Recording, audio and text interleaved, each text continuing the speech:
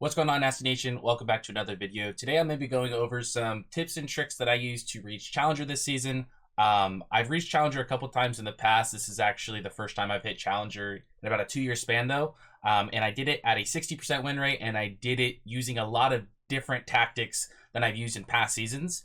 So I wanted to make this video kind of explain what I've been doing that's been allowing me to win so many games and have so much success in solo queue. And hopefully you guys can use these tips and tricks to replicate it in your solo queue games and have equal success. So if you guys go on to enjoy this video or find it helpful, be sure to leave a like on the video and subscribe to the channel if you have not done so already. But with all that being said, let's get into the video. All right, so one of the first things that I started doing this season that I really wasn't doing in previous seasons was taking Champion Select a lot more seriously. I feel like in the past, whenever I was in Champion Select or in queue, I would be kind of spending my time on my phone or maybe watching a YouTube video or watching Netflix or just doing something that wasn't really paying attention to the game. So what I started doing this season is take that time more seriously, take that time to analyze what my team comp might need or what champions are on the other team and how I can counterpick them, or just spending some more time and thinking about my pick before I had 10 seconds left to lock in my champion. I just locked in something randomly. So one thing that I started doing, especially when I was earlier on in the draft order, I started utilizing flex picks. So a flex pick, if you guys aren't familiar, you see this a lot more in like competitive play. It's when you lock in a champion that could go to a lot of different roles, something that could be flex like top and support mid and support, for example, something like Seraphine, or something like Gwen at the moment, which can be flexed to top or jungle. Like I said, you see this a lot more in competitive because people are often swapping champions, and you could pick something early on in the draft and they don't necessarily know where it's going to end up. In solo queue, obviously, in comparison to competitive play, you don't have that much communication with your team, and a lot of times you might pick a flex pick and it doesn't actually end up getting flexed. It's probably just going to you, but the enemy team doesn't know that. So for example, as someone who's playing support on my climb, as you see here, Seraphine is something I've played a lot and had a lot of success, only 28 games, but near an 80% win rate.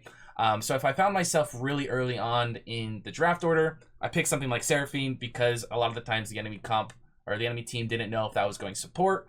Sometimes it can go ADC, sometimes it can go mid. So it doesn't necessarily give them the opportunity to counterpick me because they don't know where it's going. Now, sometimes they assume correctly. They might assume that I'm going support, maybe because they saw that I banned a support champion myself, and they are able to counterpick me. But at least you give yourself that opportunity to kind of throw off the enemy team, confuse them a little bit. Same thing kind of goes here. This is a game where I was off-rolled mid. I ended up picking Karma really early on into the draft, and more times than not, the enemy team is going to think I'm going support, and they try to counterpick me or whatnot. Maybe this guy picked Pike, for example, because he thought it was going to be a Karma bot and he was going to try to pick on me since I'm a squishy champion. Instead, I go mid lane. So again, blinding a champion, spending that time in Champion Select to kind of think about how can I throw off the enemy team if you're early on in the order, blinding something that can be flex different roles. That is one thing that you can do in Champion Select. Now, another thing that you can do in Champion Select is take the time to figure out who's on your team. So for example, this is a multi-op.gg search that I did a while back, and if you guys aren't aware how you do this, you just highlight everything. As soon as you get to Champion Select, it'll show all the summoner names, and it'll say that they've joined the lobby. Highlight all of that, put it into op.gg, hit enter, it'll bring you to a screen like this. So this, for example, is a recent game that I played, and if I had not used this multi-search on op.gg, I would not have realized that I ended up having, what is this, a top lane main, a jungle main, 3 support mains. I probably would have ended up playing out this game and losing because having 3 support mains on your team is not ideal, right? So a lot of the times people won't speak up and let you know that they're off roll, or maybe someone's first timing a champ, or maybe someone's tilted and they're on a huge losing streak. You won't know any of this information if you don't op.gg multi-search and get all this information. So you don't need to see this information and then get toxic or start yelling at your team, asking and begging people to dodge because you have 3 support mains on your team. Just go ahead and do yourself the favor, dodge the game yourself, avoid that entire scenario. Dodging is something I don't use a whole lot, but if I do find myself in a situation like this, it's definitely a good situation to get out of. So take the time, look up your teammates, see if someone's tilted, see if someone's playing a champ that they're new at, or maybe a champion that they're bad at. Use this time wisely in Champion Select to look up your teammates and figure out if it's a game you want to proceed with or if it's a game that you want to dodge. Now, the last thing that I was doing while I was in Champion Select to best put myself in a situation to win my games is using LOL Lytics. This website has helped me a ton. and it has mainly helped me with counter picks. The thing about counter picks is a lot of the times it's hard to necessarily know what's good into what. If you play a champion a lot and you have experiences on a lot of different matchups, you might know that all, or have a better understanding of what's good into what. But personally, I've been playing a lot of champions this season, and it's really hard to just keep all of that in my head as far as what champion's good into what champion's bad into what. So using this website has helped me a lot. What I do is, again, I'm a support main, so I'm always looking in the support column. I go to D2+. This is where I feel like you're going to find the best statistics. And on this website, what I'll do is, if I do get the opportunity to see a few picks on the enemy team before I lock in my champion, I will look up that champion and see what's good into it. So for example, let's just click on Bard here because that's something that pops up. I will scroll down here to the supports, and it shows win rates on the current patch against that champion. So if you see something in green, that means Bard is really good into that champion. So for example, Senna and Ashe, as you see, Ashe is a bit of a niche support, but has been more popular recently. Anyways, Bard is good into these champions because they're very immobile. He can ult them, he can gap close on them, and set up for his team. Then on the other hand, someone like Pyke, for example, a champion that has a lot of mobility, can't get locked down by Bard, also has the ability to gap close onto Bard and assassinate him. This is a matchup that Bard is really going to struggle in. So again, it's really hard to keep all of this in the back of your head, but if you just take the time in champion select to see which champions are good into what, if the enemy team locks in Bard and I'm scrolling through this, considering Renata is a champion that's in my champion pool, I might choose Renata instead of picking something like Senna, which it would be countering myself. Now, of course, you're not always going to have the opportunity to counter pick the role that you're up against. So, for example, again, I'm a support looking at another support. They're not always going to be picking before me, but I can take the opportunity to look at what has been selected before me. Maybe it's a top laner, jungler, mid laner, whatever it is. For example, if the enemy team hasn't selected their support yet, but they have selected their ADC, then I can take the time to see what supports might be good into Jhin. So again, going down here, seeing what might be good. Probably don't want to be playing any Senna, Renata, Karma. These are champions that Jhin is good up against. Again, Pyke is a good example here. Jhin immobile, Pyke can get on him. Again, using Bard, for example, not a lot of mobility in Jhin, so I can ult him pretty easily. Only thing he would possibly have going for him is something like Gale Force. But if the enemy team hadn't picked a support, but they had locked in Jhin, this is an example where I'd probably be picking Bard. So again, all this is just to go to say that you should be using your time in champion select wisely. Look up the enemy team, try to figure out, look up your team, see if it's a good time to dodge or maybe play it through. Make sure that you're utilizing flex picks if you can, if you have to blind something early on, or using the information you have from the enemy team's picks to try to pick something that is going to help you and counter the enemy team in any way that you can. So now I want to talk about just a couple things that I was doing in game outside of like mechanics and stuff like that. I might make a separate video later on where I talk about what I was doing specifically as a support player to help myself win games more often. But a couple things that I did just want to point out, one of them being toxicity. Everybody knows that the League of Legends community is super toxic, and early on in the season, I felt like I was actually giving into a lot of the toxicity.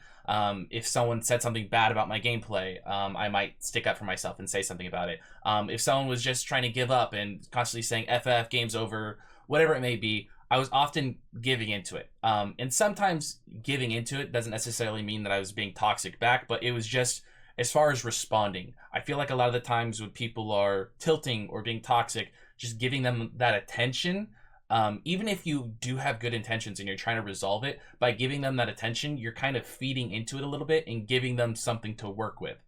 So a lot of the times I found that just ignoring it, kind of shutting it down entirely, was most beneficial for me. I feel like every player is different. For me personally, I do kind of let those things get to me, whether they're talking bad about me or talking bad about another teammate. And when that happens, I found myself kind of giving a lot more of my attention and my energy to the chat and what's going on rather than focusing on the game itself. So like I said, early on into the season, I was giving into that a lot.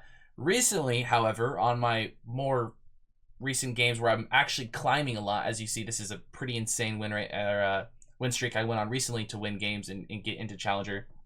This is just not giving in at all.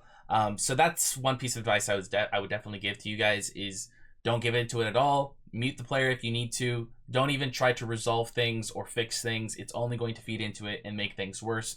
Don't spend your time feeding into toxicity. Instead, focus on being positive, which is the next thing that I want to go into. As far as just outside of just ignoring people and how they're being toxic and giving up and saying FF and feeding and inting and whatnot, I found myself having a lot more success when I was only saying things in the chat that could be beneficial. I don't want to say anything negative. I didn't want to complain about a teammate's death or anything like that. I'm only saying things when things are going right. And so the same way that when people are being toxic and negative and how that can give negative energy, a lot of the times I found putting positive energy into the games could actually have a big impact.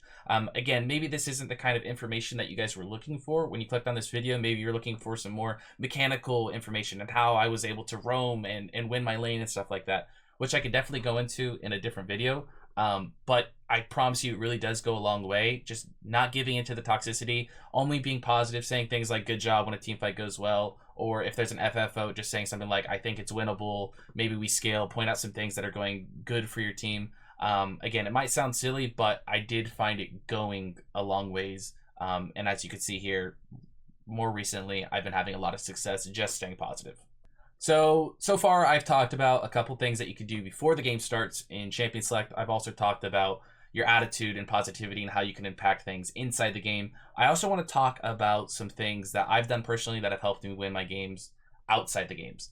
One thing that I've noticed has helped me tremendously is playing fewer games. Now, recently, as you can see from my match history, I've been playing quite a bit more. As you see, yesterday I played 4 games. The day before I played 6, 7 games.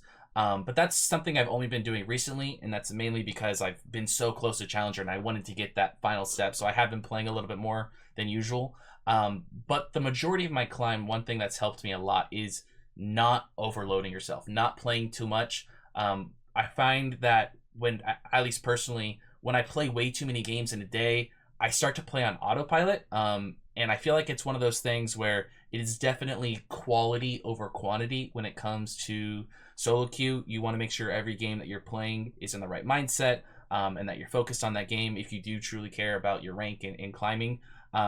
Quality over quantity. I feel like you've probably heard that many times in your life, but when it comes to solo queue, it's something that has definitely helped me a lot. Helped me out a lot. Again, just kind of going down some recent games here, or 4 games in this day, 5 games in this day. Again, a little bit more recently, but overall 2-3 games a day has really helped. And that also helps prevent losing streaks. This is another mindset that I personally needed to get out of. Was just always thinking that I needed to end the day positive. Let's say I get on and I lose 2 or 3 games to start. Before, I would always think, okay, I got to keep playing because I got to get that LP back. But what happens is you're probably just going to continue losing because you're in a bad mindset at that point, and maybe you're playing poorly that day. There's probably a reason you lost 2 or 3 games in a row. Take that break, get off, come back another day with a fresh mindset, and I promise it will pay off a lot more. And just a few more things that you can do, again, outside of the game, things that you can do to help prepare yourself to win these games, other than just not playing too much at a time. Make sure that you are in the right mindset. Make sure that you're feeling good. Make sure that you're feeling healthy. This comes down to little things like making sure that you are on a full stomach, or making sure that you're in the right mindset, that you're not upset or angry from something else that might have happened externally outside the game, or making sure that you're just taking care of yourself and you're drinking water, stuff like that. Again, like I said earlier, this might not be the pieces of advice that you were looking to get when clicking on this video, but these are the little tips and tricks and things that I have done to help make myself the best player that I can be. And I hope that, as you guys can see here from my win rate and my success and everything, that it really does make a difference. And if you utilize these tips and tricks in your own games, I promise you that you will see success as well. Well, all right then, ladies and gentlemen, that is going to wrap up the end of this video. Again, if you guys enjoyed this video or found it helpful, it really does help a lot with the algorithm and everything. If you guys are able to leave a like on the video or subscribe to the channel if you have not done so already, that is going to do it for me. Thank you so much for watching to the end of this one, and I will see you guys in the next one. Peace.